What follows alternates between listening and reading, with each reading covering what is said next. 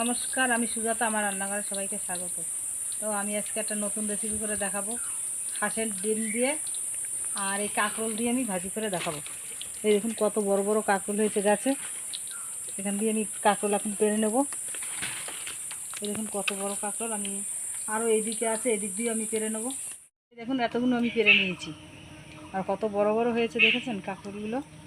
তো আমি বাড়ি গিয়ে এখন কেটে নেব। আমি এখন কেটে নিচ্ছি।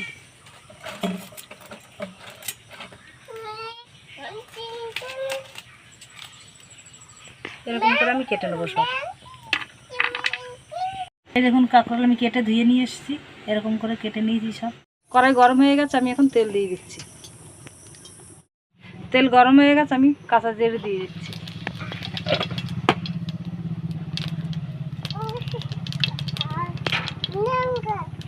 এরকম লাল করে ভাজা হয়ে গেছে, আমি এখন কাঁকরোল দিয়ে দিচ্ছি।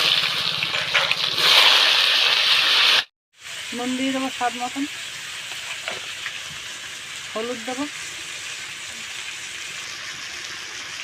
লঙ্কা কুচিয়ে নিয়েছি।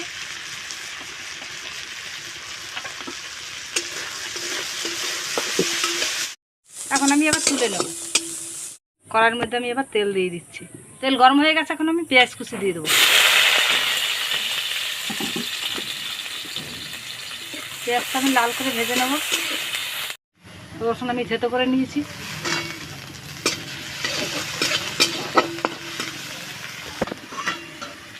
স্বাদ মতন আমি নুন দিয়ে দিচ্ছি।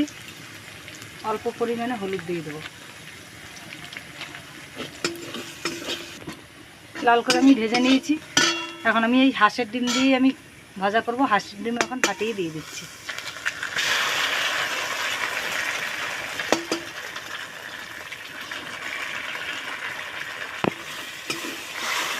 ভালো করে আমি ভেজে নেব ডিম। এই দেখুন ডিম একদম পুরো ঝুরি ভাজার মতন করে নিয়েছি। এখন আমি এই ভাজা কাঁকরোল আবার এর মধ্যে দিয়ে দেবো।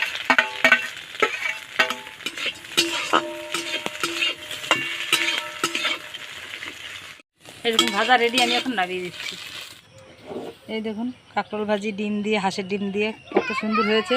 গরম ভাতের সাথে এরকম করে খাবেন। রেসিপিটা দেখে যদি ভালো লাগে, লাইক, কমেন্ট, শেয়ার, সাবস্ক্রাইব অবশ্যই করবেন।